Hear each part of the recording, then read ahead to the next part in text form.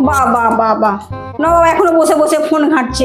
এদিকে মেয়ে জামাই চলে এলো বলে ছেলের কোনো হুঁশ নেই। কেন মায়ের একটু হাতে হাতে কাজ করে দিলে তোর জাত চলে যাবে? আরে মা তুমি শান্ত হও, ওরা তো বললো বর্ধমান স্টেশনে আছে, আসতে এখনো মিনিট 20 সময় লাগবে। তুমি সকাল থেকে তো হাইপার কেন হচ্ছ? হ্যাঁ, আমি হাইপার হচ্ছি, আমার তো মাথা খারাপ। তো দিদি জামাইবু বছরে একবার আসে, ওদেরকে যদি আমি ঠিকঠাক করে খাওয়াতে না পারি আমার এই মুখটা থাকবে? আর তোকে যে বলেছিলাম বাজার থেকে যে ইলিশ মাছটা নিয়ে আসতে, সেটা নিয়ে এসেছিস না ওটাও ফোনের ভিতরে ঢুকে সাঁতার কাটছি? আরে মা তুমি একটু শান্ত হও, আমি এনেছি, সে ভোরবেলা গিয়ে লাইন দিয়ে এনেছি, দেখো বেসিনের কাছে রাখা আছে। সেটা তো ঠিক আছে, দই মিষ্টি জল ভরা ওগুলো এনেছিস তো? হ্যাঁ মা এনেছি, ফ্রিজে রেখে দিয়েছি।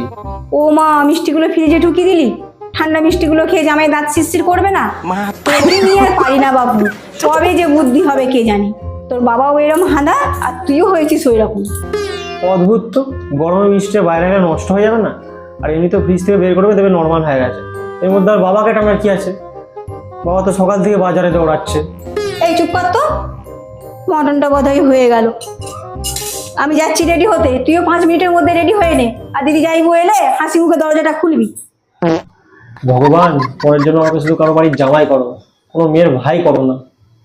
যা জ্বালায় ফেঁসেছি। আমি কেন মরি না?